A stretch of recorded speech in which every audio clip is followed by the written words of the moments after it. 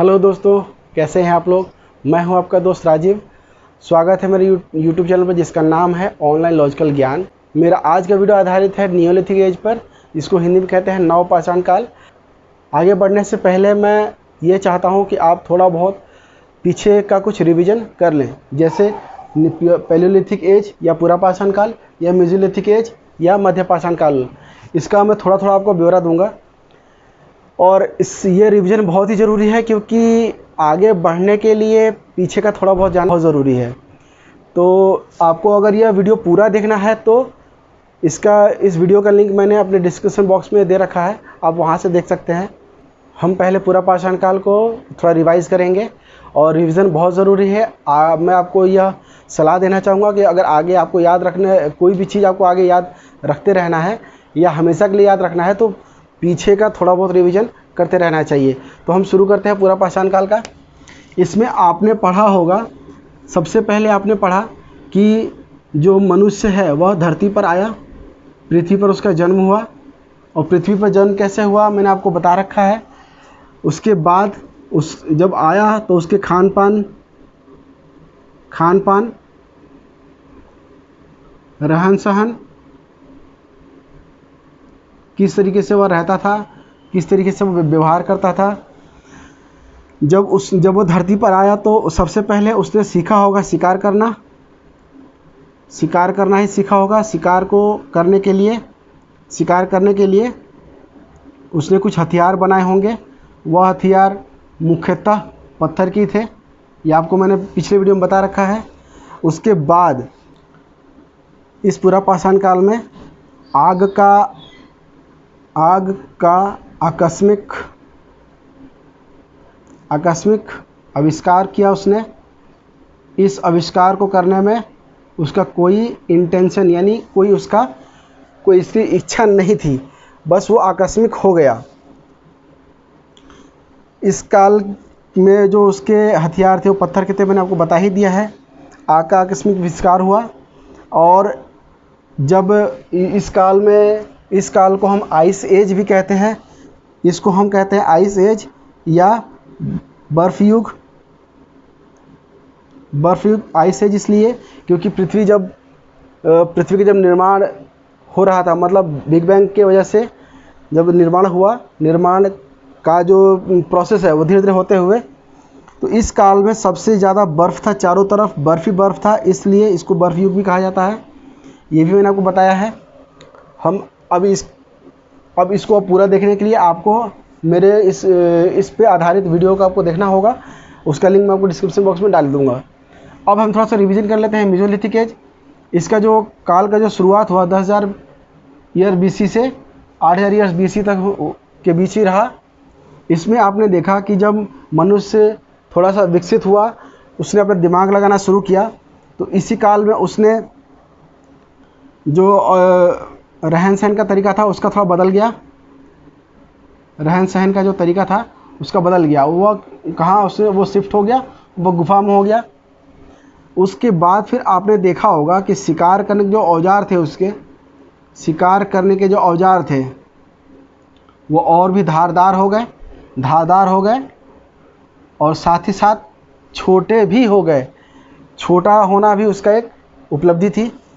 उसके बाद इस काल में हमने ये देखा कि लोगों ने कुछ हल्का फुल्का कृषि का कार्य भी शुरू कर दिया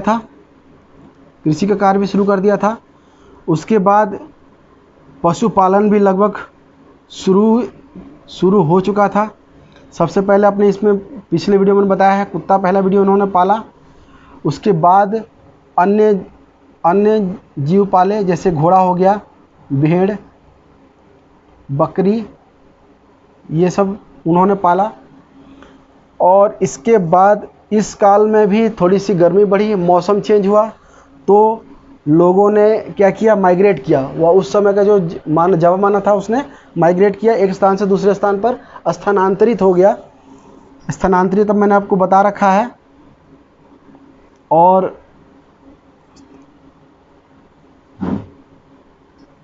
स्थानांतरित हुआ और लोग जो है एक जगह से दूसरी जगह गए।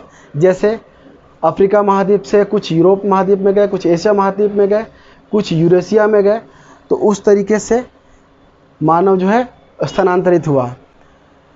आज हम शुरू करेंगे नियोलिथिक एज, और यह बहुत ही ज़्यादा ही इम्पोर्टेंट है। यह परीक्षा के नज़र से देखें तो बहुत ही इम्पोर्टेंट है। पीछे का थोड़ा बहुत इम्पोर्टेंट है, लेकिन नियोलिथिक एज बहुत ही ज़्यादा इम्पोर्टेंट है। आज आप इसके ऊपर हम पूरे विस्तार से चर्चा करेंगे।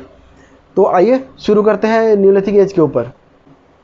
नवपाषाण काल का जो समय शुरू होता है वह 8000 साल ईसा पूर्व से 4000 साल ईसा पूर्व के बीच रहा। इसको हम बेहतर तरीके से भी समझते हैं। आइए सबसे पहले हम शुरू करते हैं कुछ मुख्य बिंदुओं से, जिससे यह पता चलता है कि मनुष्य नवपाषाण काल में हम यह देखेंगे कि मनुष्य ने अपनी बौद्धिक क्षमता को किस तरीके से विकसित किया। विकसित करने के बाद उसने क्या क्या उपलब्धियां हासिल की और क्या क्या उसने बनाया। मेरा एक अनुरोध है आप लोगों से कि कृपया आप पूरा पाषाण काल, मध्य पाषाण काल और नव पाषाण काल को जोड़ते हुए चले, तब आपको समझ में आएगा, एक कड़ी समझ में आएगी कि किस तरीके से मनुष्य आया। उसकी बौद्धिक क्षमता पहले कुछ नहीं रही होगी, फिर धीरे धीरे उसने आसपास के चीज़ों को देखा, वहाँ से सीखा, उसके बाद उसकी क्षमता थोड़ी बढ़ी होगी। उसके बाद उसने देखा होगा कि उस बुद्धि जो बौद्धिक क्षमता है उसको इस्तेमाल करके अपने लायक, अपने अनुकूल माहौल उसने बनाया होगा। उसके बाद और भी उसने कई गलतियां की होंगी, गलतियों से सीखा होगा और कुछ उसने अपने दिमाग भी लगाया होगा। इस तरीके से अपने आप को विकसित करते हुए वह नवपाषाण काल में आया। ऐसा नहीं है कि पूरा पाषाण काल से मध्य पाषाण काल में आया, मध्य पाषाण काल से नवपाषाण काल में आया। वह इसका एक बढ़ता हुआ क्रम है। बस हमने इतिहासकारों से डिवाइड किया है कि इस काल से इस काल तक पूरा पाषाण काल का समय रहा, जिसमें मनुष्य को कुछ हल्का फुल्का ज्ञान था। फिर कुछ ज्ञान बढ़ा तो इतिहासकारों ने वहाँ से उस समय तक का उन्होंने इसको डिवाइड कर दिया मेसोलिथिक एज में।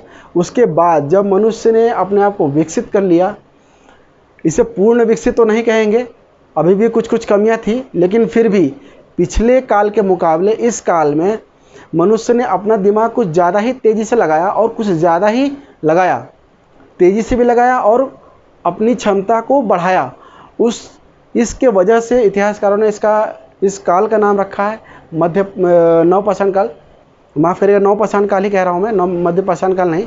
मध्य पाषाण काल से नवपाषाण काल। और नवपाषाण काल में आप देखेंगे कि किस तरीके से मनुष्य ने अपना बौद्धिक क्षमता का विस्तार किया। अब देखिए, आपको यहाँ मैं बताता हूँ, आदि मानव का बौद्धिक विकास हुआ।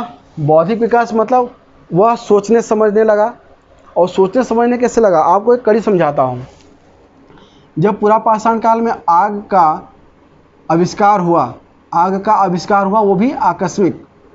ये तो मैंने आपको पिछले वीडियो में बता रखा है और रिवीजन करते वक्त ही मैंने बताया, इसका आविष्कार हुआ आकस्मिक। और उसने इस आग को किस तरीके से इस्तेमाल किया होगा। देखिए, आग जला होगा, आकस्मिक जला होगा। पहले तो वो खुद स्वयं ही डर गया होगा कि ये क्या हो गया। उसको उसने छूने की कोशिश की होगी तो उसका हाथ जला होगा। हाथ जलने पर उसको समझ में आया होगा कि ये ऐसी चीज़ है जिससे नुकसान पहुंचता है। अच्छा, साथ ही साथ उस आग को उसने उस वक्त तो बुझ जाने दिया होगा, लेकिन दोबारा उसने प्रयास किया होगा कि वह चीज़ फिर से पैदा हो। उस आग को धीरे धीरे जब उसने जब देखा होगा, कहीं आग लगे हुए देखा होगा, तो वह आग के वजह से जो वहाँ के पशु पक्षी थे या जीव जंतु जो भी रहे होंगे वो भागे होंगे। तो उन्होंने सोचा होगा कि ये भी एक तरीका है खुद की रक्षा करने का। आग को मानव ने ढाल की तरह इस्तेमाल किया खुद की रक्षा के लिए। तो यहाँ उसके पास दिमाग लगा होगा कि इसको अगर हम रखें अपने पास तो हमारे पास आक्रमण करने के लिए कोई जीव जंतु हमारे पास नहीं आएगा, तो इस तरीके से हम बच सकते हैं। यहाँ से उसने आगे क्या किया होगा कि जब गुफा में गया होगा तो एक रक्षात्मक तरीके से आग का इस्तेमाल किया होगा। जहाँ आग जल रही होगी वहाँ कोई भी जीव जंतु नहीं आया होगा। इस तरीके से आग को उसने अपने रक्षा के लिए इस्तेमाल किया होगा। ये भी एक उसकी बौद्धिक क्षमता का, रक्षा के लिए इस्तेमाल किया, बौद्धिक क्षमता का एक हम उदाहरण मान सकते हैं। अच्छा, इस आग को उसने एक रोशनी की तरह भी देखा होगा। आग जब जलेगा तो रोशनी होती ही है। रोशनी में उस समय के तो कपड़े रहते नहीं होंगे, तो जो मनुष्य थे अगल बगल, उन्होंने एक दूसरे को देखा होगा रोशनी में। दिन में तो दिन में भी रोशनी होता है, ये तो कंफर्म है, लेकिन दिन में ध्यान, जब सभी एक जैसे हैं, जब सभी नंगे हैं, तो वहाँ शर्माएगा कौन। तो एक समय था होगा जहाँ पर सभी बैठे होंगे, आग जल रहा होगा, एक दूसरे को उन्होंने देखा होगा। तो जो शरीर की जो संरचनात्मक तरीका है, जो चीज़ें हैं पुरुष का और महिला का, तो उन्होंने वहाँ पर वो एक शर्म सी, लाज सी कोई चीज़ उनमें एक फीलिंग आई होगी कि ये कैसे शरीर है, हमारे ऐसा है, उसका कैसा है। तो इस तरीके से वहाँ पर एक लज्जा का भाव आया होगा। यहाँ पर एक चीज़ और उन्हें क्लियर हुआ कि यहाँ पर भी उसने बुद्धि अपनी लगाई होगी। बुद्धि लगाने के साथ साथ उसने कपड़े तो नहीं बने होंगे, उसने पेड़, आपने की किताबों में पढ़ा होगा, पत्तों से उसने अपने अंग ढके होंगे। जहाँ भी उसको समझ में आया वहाँ उसने ढका होगा। इस तरीके से आप देख सकते हैं कि इसका जो बौद्धिक क्षमता है किस तरीके से उसने विकास किया होगा। तो बौद्धिक विकास में इन चीज़ों को मैंने आपको बता दिया, इस तरीके से उन्होंने अपना विकास किया होगा। और कैसे कैसे वह जब झुंड में रहा होगा, और जीव जंतुओं की तरह जब झुंड में रहेगा, कोई भी जो जानवर झुंड में रहता है तो वह हमला से बचे रहता है। जब झुंड से अलग होगा तभी उस पर कोई भी जंगली जानवर आक्रमण कर सकता है। तो वह झुंड में रहा होगा स्वयं की रक्षा के लिए। झुंड में जब रहा, झुंड के साथ, झुंड में रहते रहते उसके पास एक परिवार समूह का विकास हुआ होगा। मतलब रहते रहते पहचान, भाई मेरे साथ ये रहता है, या 10 लोग रहे होंगे तो एक दूसरे को पहचान होता है। नॉर्मली होता है कि अगर हम एक ही जगह पर रहने लग जाएं तो 10 लोगों में रहता है, तो अगर कहीं बाय चांस हमें मिल जाता है तो उसे हम एक ब्लड रिलेशन तो नहीं कहेंगे, लेकिन एक पहचान हो जाती है। उस तरीके से यहाँ पर एक परिवार की एक संकल्पना आई होगी। परिवार जब रहने लगा, परिवार की तरह रहने लगे, तो वह परिवार समूह एक जनजाति में तब्दील हो गया होगा। अब ऐसा तो नहीं है कि 4 लोग हैं तो 4 लोग ही हमेशा रहेंगे। 4 लोगों से 6, 7, 8, 10, 12, 15 होते होते वह एक जनजाति के रूप में तब्दील हो गए। आपको मैं जनजाति के बारे में बताऊंगा कि सबसे पहला जनजाति कौन सा आया, आपको बताऊंगा। और भी जनजातियों के बारे में विस्तार से बताऊंगा कि किस जगह पर कौन सी जनजाति पाई जाती है, और यह जनजातियाँ आज भी हमारे यहाँ मौजूद है भारत में, और यह हमारे पूर्वजों से इनका रिलेशन साफ साफ दिखता है। मनुष्य झोपड़ियों में रहने लगा होगा, झोपड़ियों में भी रहता था, और गर्तावास का मतलब, गर्त मतलब गड्ढा।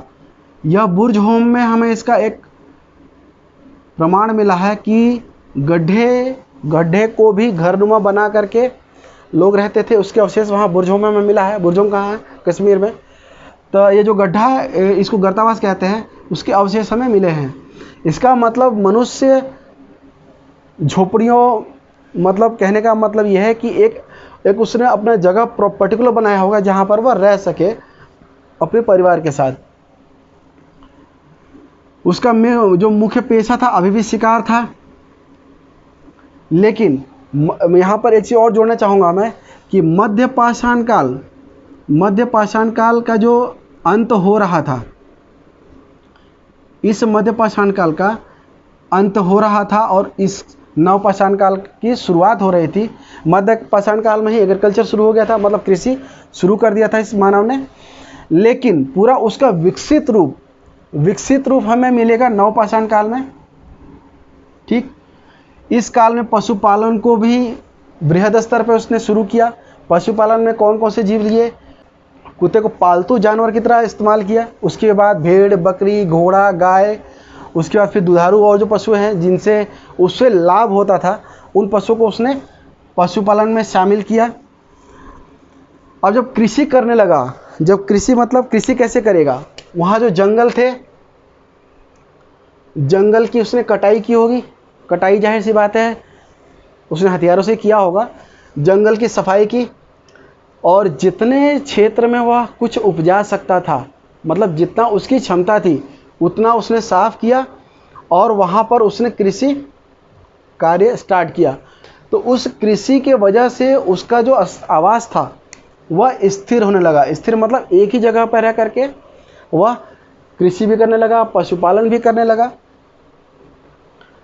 अच्छा, इसके बाद हम आगे देखेंगे कि जनजातियाँ जब बनी, जनजातियाँ बनने के बाद जनजातियों को एक सरदार की ज़रूरत पड़ी रही होगी। आपने फिल्मों में भी देखा होगा, कबीले हुआ करते थे।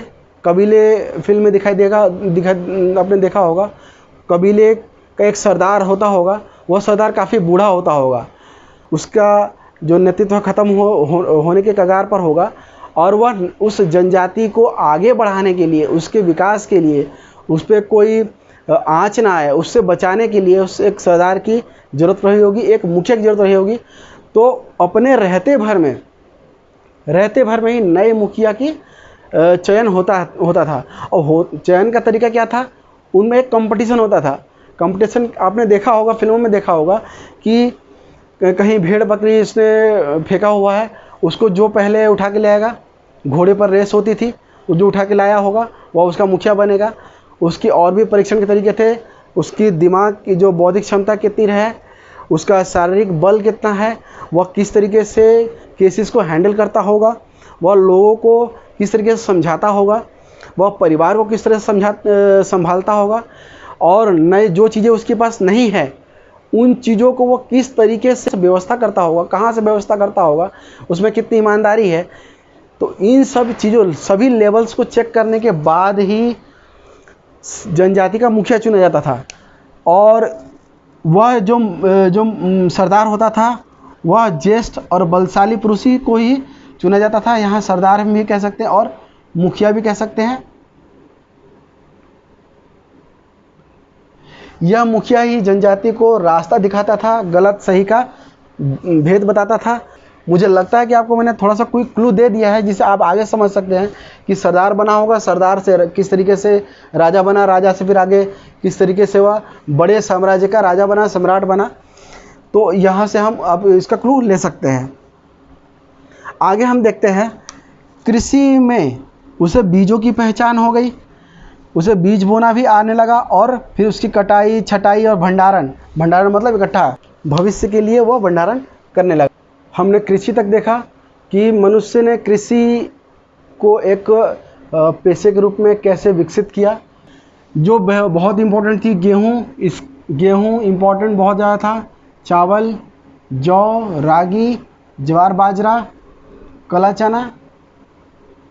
चना और मक्का, इसके तो उगाने के प्रमाण हमें मिले हैं। साथ ही साथ कपास भी इसी युग में उगाया जाने लगा। कपास से क्या बनता है, सूती कपड़ा। अगर हम कहें तो कपड़ा बुनाई इसी काल में लगभग शुरू हो चुका था। हम आगे देखते हैं, पहिया का आविष्कार भी इसी युग में हुआ। पहिया के पीछे एक छोटी सी कहानी है, वो आपको मैं क्लू देता हूँ।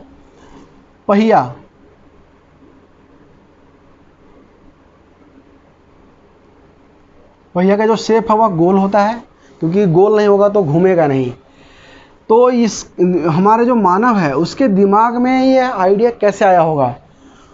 जंगल में लकड़ी काटते वक्त उसने देखा होगा कोई भी लठ, जो पेड़ है, पेड़ जिसने जो काटा होगा, यहाँ से पेड़ काटा, यहाँ से काटा होगा, तो यह कट कर जब ये ढुलका होगा और ढुलक कर इस तरीके से, मतलब ढुलक कर काफ़ी दूर तक गया होगा।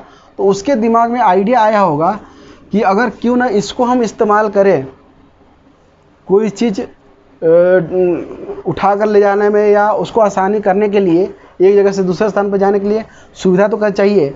तो सुविधा के लिए, क्योंकि आपको पता है कि ज़रूरत ही आविष्कार की जननी है,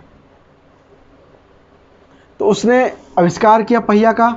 उस लठ को उसने काट के उसने अपने माल ढुलाई का जो ठेला रहा होगा, उस ठेला रूपी जो चीज़ होगा उसमें जोड़ा होगा और स्वयं ही उसको घसीट रहा होगा। जो उसने काटा होगा उस समय हम पहिए ही कहें इसको, इस पहिए को उसने अपने इस्तेमाल किया होगा ठेले में, और सामान को आराम से एक जगह से दूसरी जगह पर उसने ढोया होगा।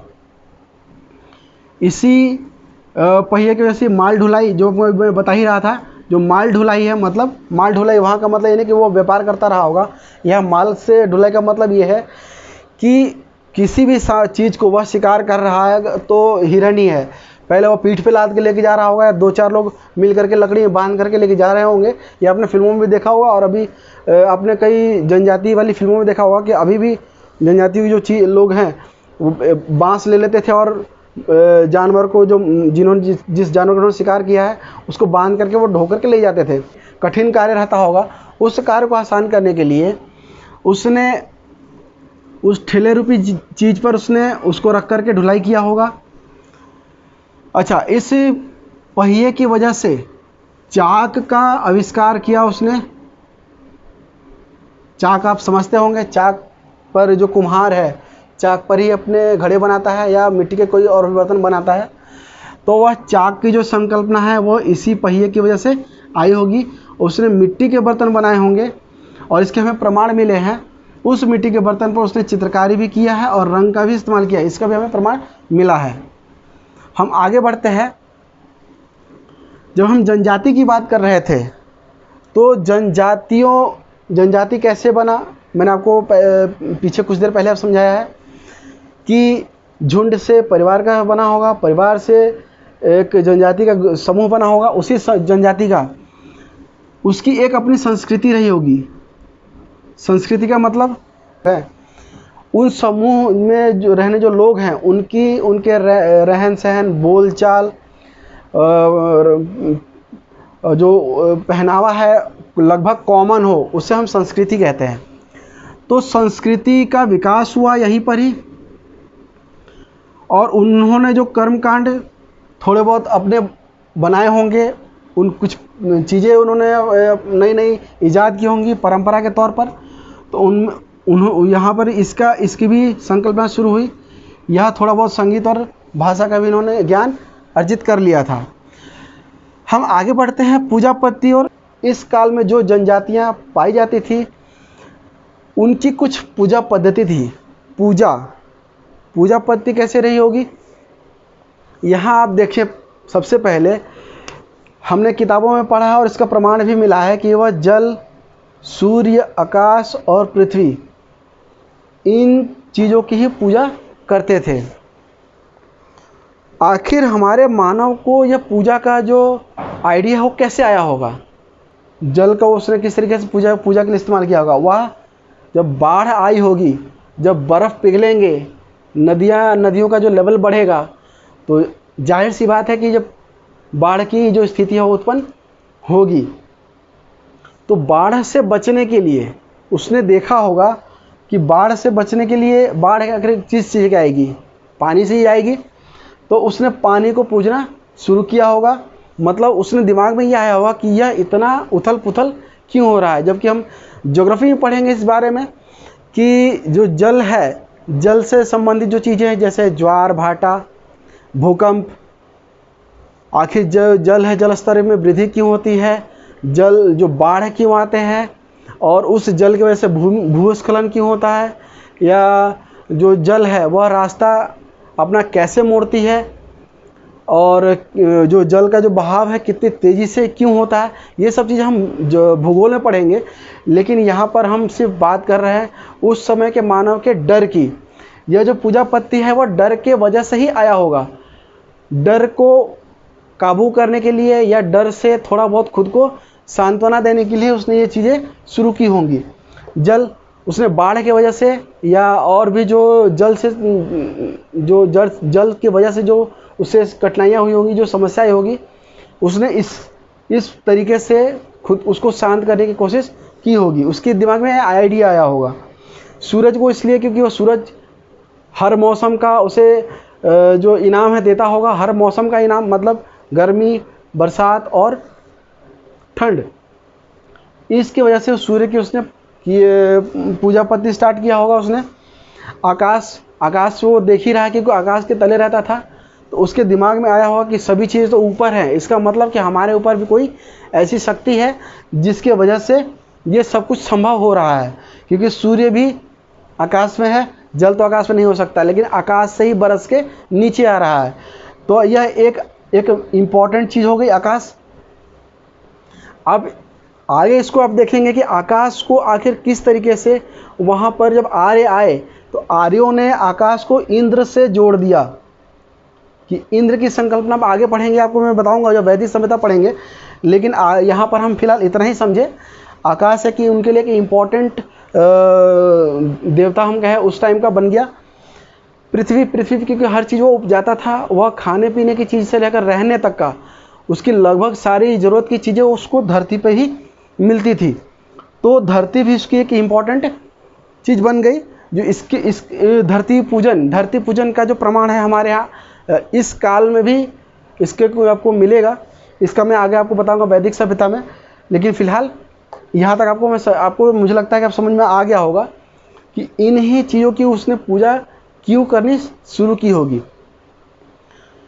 और आज इस काल में भी इन चीज़ों की पूजा अभी भी होती है, लेकिन उसका उसको कहें हम तो ये थोड़ा सा मिला जुला हो गया है, यानी संक्रमण हो गया है। इस पूजा पद्धति में भी संक्रमण हो गया है। संक्रमण का मतलब पुरानी पद्धतियाँ और नई पद्धतियाँ दोनों को मिला करके लोगों ने उसे संक्रमण बना दिया है, संक्रमित कर दिया है, और ये पूजा पद्धति भी संक्रमित हो गई है। हम आगे बढ़ेंगे, मैं आपको भी अभी बताऊंगा कि जनजातियों के बारे में। यहाँ तक आपने देखा, अब जनजातियों के बारे में आपको जानना बहुत ज़रूरी है, जो परीक्षा के नज़र से भी बहुत ज़रूरी है। और तो आइए मैं आपको बताता हूँ अब जनजातियाँ कि इस काल में या उस जो जनजाति बननी शुरू हुई तो सबसे पहली जनजाति कौन सी आई होगी और किस किस प्रदेशों में पाई गई है, आइए आपको मैं बताता हूँ। अब हम बात करेंगे जनजाति की जो भारत में अभी भी पाई जाती हैं। तो सबसे पहले आपको बताना चाहूँगा मैं कि जनजाति जो पहली जनजाति जो सामने आई वह जनजाति थी गोंड, जो पाई जाती है मध्य प्रदेश और छत्तीसगढ़ में। यह गोंड जनजाति सबसे पुरानी जनजाति है जो और अभी भी यह मौजूद है। उसके बाद भील जनजाति हमारे सामने आई, फिर नागा, टोडाज और संथाली। ये जो जनजातियां हैं जो मैंने ब्लू कलर से मार्क कर रखा है, ये जनजातियां पुरानी जनजातियां हैं जो सबसे पहले जनजाति के रूप में उभर कर सामने आई। और ये बहुत ही इम्पोर्टेंट जनजातियों के नाम है, राज्यों के साथ मैंने लिख दिया है, आप इसे देख सकते हैं, आप इसका नोट्स बना सकते हैं। यूपीएससी के एग्ज़ाम में और पीसीएस के एग्ज़ाम में तो यह 100% पूछा जाता है, आप इसे लिख लें। अब हम बात करेंगे नवपाषाण काल के पाए गए स्थल जो इन राज्यों में है, इन जगहों पर है। आइए हम देखते हैं। पहला क्या, इनाम गांव जो महाराष्ट्र में है, यह इम्पोर्टेंट साइट है। बुरझोम जो कश्मीर में है। मेहरगढ़ पाकिस्तान के सिंध प्रांत एरिया में है। दाउजली हेडिंग त्रिपुरा और असम दोनों के बीच में है, मतलब दोनों ही राज्यों में पाया जाता है, क्योंकि त्रिपुरा और असम दोनों जुड़े हुए राज्य हैं और उसी जगह पर दाउजली हेडिंग पाया जाता है। हलूर आंध्र प्रदेश में है। पय्यमपल्ली भी आंध्र प्रदेश में है। चिरांद जो बिहार में है। चिरांद में उस काल के जो शिकारी मानव थे उनके द्वारा हड्डी के औजार जो इस्तेमाल किए गए हैं उनके अवशेष यहाँ पाया गया है। कुलडीहवा जो देवघाट में है। महागरा जो प्रयागराज में है। ये दोनों ही जो जगह है यह उत्तर प्रदेश में है, और प्रयागराज जिले में ही स्थित है। ये अगला है मस्की जो कर्नाटक में स्थित है। तो हमने नवपाषाण काल में मानव द्वारा घटित सभी चीज़ें हमने देखी, उनको पढ़ा, उनको समझा, और इसी काल में जो जनजातियां उभर कर सामने आई उन जनजातियों के बारे में हमने पढ़ा। उन जनजातियों के नाम मैंने आपको दिखाया, और यहाँ तक कि जो नवपाषाण काल के जो अवशेष पाए गए हैं, जिन जगहों पर पाए गए हैं, उनके नाम भी मैंने आपको बता दिया। उम्मीद है आप लोगों को नवपाषाण काल समझ में आया होगा, और उसके बावजूद भी अगर कोई सुझाव या कोई सलाह आप देना चाहें तो हमें आप कमेंट करके ज़रूर बताएं। अगर यह वीडियो आपको बहुत पसंद आया तो इसे लाइक करें, शेयर करें, सब्सक्राइब करें और बेल आइकन को प्रेस करना ना भूलें। धन्यवाद।